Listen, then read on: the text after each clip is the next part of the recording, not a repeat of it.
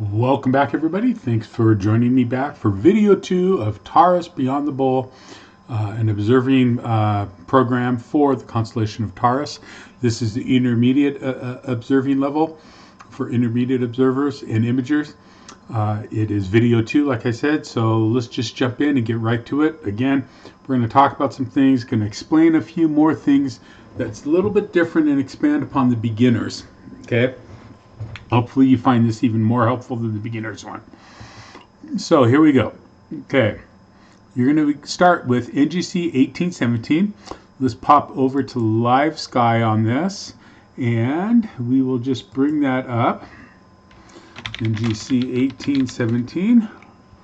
And this time when you go to NGC 1817, it's again one of those two open clusters.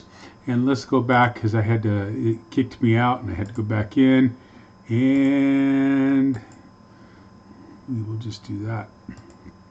You're going to be looking, it's a faint, sparse cluster, but this time you want to see how many chains, how many items that you can see within this open cluster. I'm just flipping over my notes really quick. So on 1817, can you resolve the chains? Can you get the density gradients that are here? Do you visually be able to see that? Okay, we'll pop back over to the Eadsy Astronomy site. NGC 1758. It's a faint companion cluster to NGC 1746. And NGC 1746 was at the beginning level and was once thought to be its own cluster. Some people now argue that it's considered just an asterism of stars. I'll scroll down so you can see this as we talk. It's just these asterism of these bright stars here. Okay, the 3, 4, and that one, and then these couple, maybe even including that one. So is it just the asterism? Some people feel 1758 and 1750, which are legitimate open clusters, make up NGC 1746. So what you want to do here is, can you see, and I don't know why I put 60 here, it's 50. NGC 1750 and 1758 in the image. This is from Astrobin, so I thought that this would help to clarify it a little bit as we look at this. Since in Sky Safari and Live Sky, this all seems to be condensed all together, which you can kind of see it's the same on Astrobin here. It was very challenging many years ago when I did this to separate 50 and 58.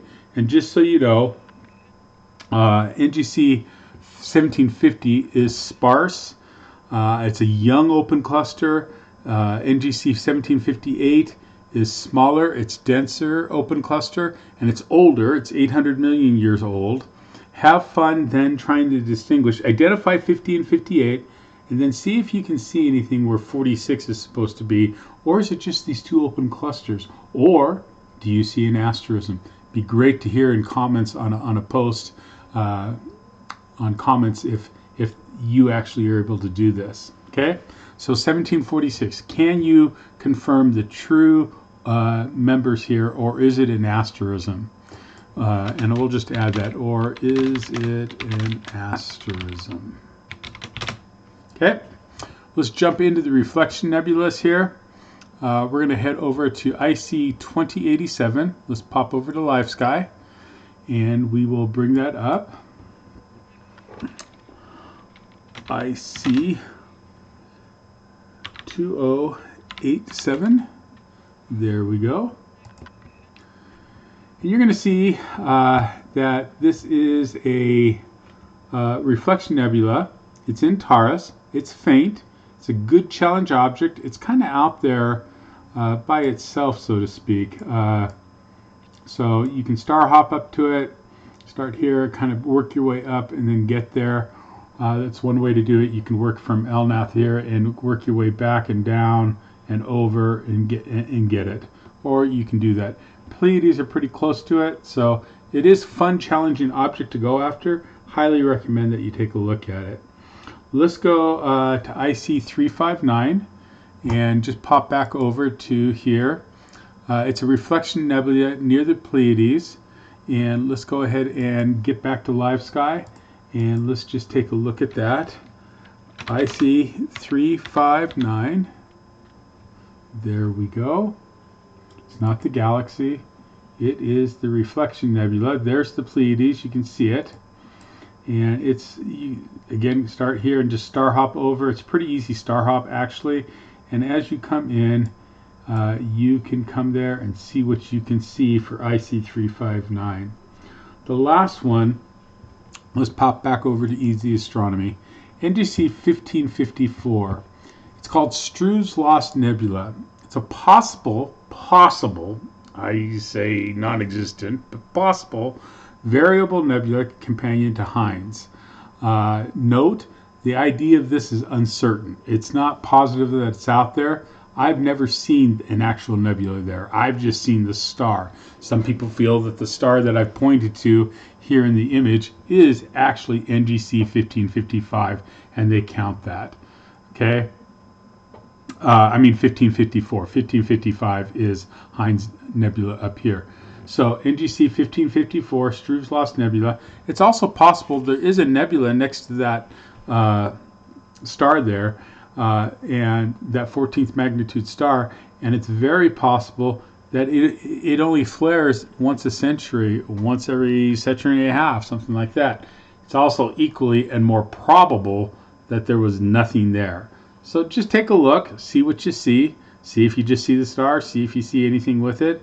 What I actually think may have happened, just my opinion, maybe it was a darker sky, much darker than we have today.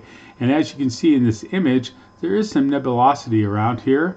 So maybe what he was seeing was just that nebulosity that was around there, and he counted it, when in actuality that's part of NGC 1555. So anyway, just thought I would just share that with you and kind of put the images there. They're there if you want them. So galaxies, NGC 1587, we'll pop over to Life Sky in a minute, but let's talk about it for a second. It's an elliptical galaxy. It's next to NGC 1588, which is an even fainter elliptical that may take a 14-inch or greater telescope to see, but try it out. And that's a point I always want to make. It doesn't matter if you have a 10, a 12, 14, 8, 16, 18, 20, 24. You never know what you're going to see or not see if you don't try. And that's part of the fun of the challenge of visual observing, I think, is to see what you can see. Test your skills, test your ability to be able to see things. So anyway, give it a try, see if you can do it. Let's just show you in Live Sky where that is.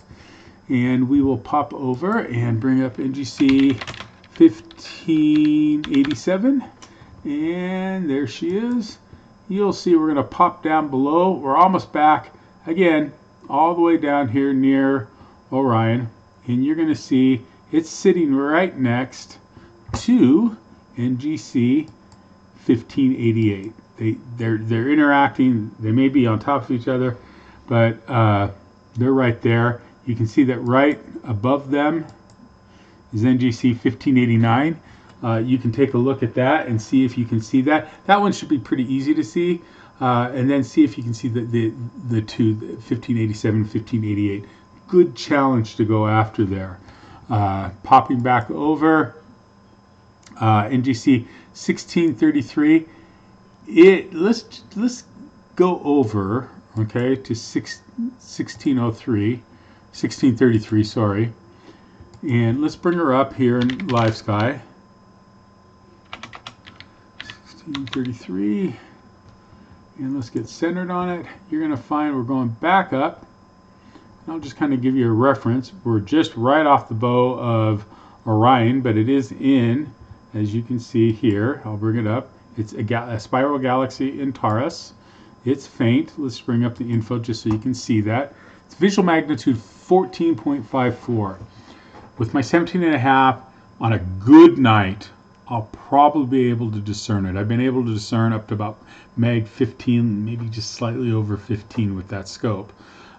You are going to need a 16 to 20 inch scope probably to get this in, and a real dark sky. But you can actually see there's one there. Also NGC 1634 is next to it. It's 1496. If you have a larger scope, see if you can see both of them together like this. Good challenge object for somebody at the intermediate level. If you're imaging, see what you get when you image it. Okay, Let's head on back now. Planetary, you're going to go back to NGC 1514. Can you see the shell structure with extremely high magnification? You're going to need good skies to do that. Really good skies. Good seeing, good transparency. You're probably going to need a little bit of both there on that. Especially great transparency, if not outstanding transparency. IC 351.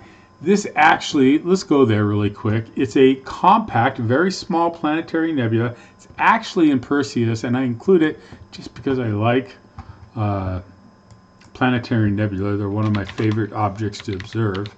And let's just bring her up. And you're going to see we are actually, it is in Perseus. It's just off into the north of Taurus. But since we're there, if you have the time, go ahead and get in and see if you can see this faint planetary nebula. It's not part of Taurus, so if you don't want to include it, not a problem, totally understand. It's just something I'm throwing in for fun, okay? Pretty easy star hop. There's also IC 2003. Bring that info up here. That's a visual magnitude 11.6, probably also easy to see if you want to hunt, just maybe do a squirrel moment and hunt some planetaries. You're going to see an IC 351 visual magnitude there is, let's get out of that and bring up the info on it. Same, 11.89. Both more than doable in most size scopes here.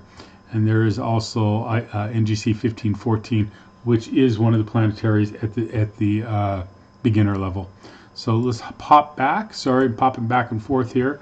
For visual, this is a challenge object. Okay, let's put a little space here. IC 2087. Let's go over here. Let's search for that. IC 2087, and we're going to center on it. You're going to see it right here. We'll bring it in. It is a faint planetary not planetary. It's a faint, I believe, reflection nebula. It's called the Little Flame Nebula. It's a small, when I've seen it, it's been small, faint, round. It's just a wispy patch of light, and you do need to be at a dark site to see this. The larger the aperture, the better on this one. But I've seen it down in my 14. I think may have saw hints of it in my 10 at one time. If you're imaging, next to it is Barnard 22. It's a dark nebula. Wide field imaging on this one, and it shows beautifully. Look it up. Be a nice image to take, a challenge image there. The last one is Barnard 7. It's a dark lane near the Hyades. Imaging will bring it out, and it's fun to image it. Visually, it's horseshoe-shaped cloud, and you need a dark sky with low magnification, about 50x in magnification, and a good wide field is good for it. Let's take over and see if we can bring up Barnard 7. So some of the Barnards I can't get up in live sky. But let's just see if we can get that up. Yes, we can. So here we go. You can see Barnard 7's right there. It's just north of the Pleiades. Easy star hop to get there. And you can see what you can see with Barnard 7.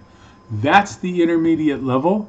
There are some great challenge objects here. There's some great objects if you're an imager to go after and see what you can see that kind of are off the beaten path, not as well known. It's the same visually here. This is going to challenge you. Don't get frustrated.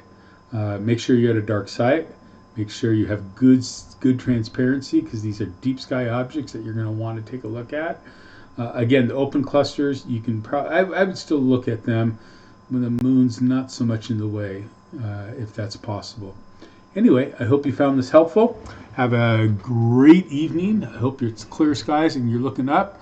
A little cloudy here tonight, and so went and looked up, and that's what I saw. A few stars kind of interspersed with clouds. No, the moon's really bright as we're heading toward full moon on Sunday, so that snow moon coming.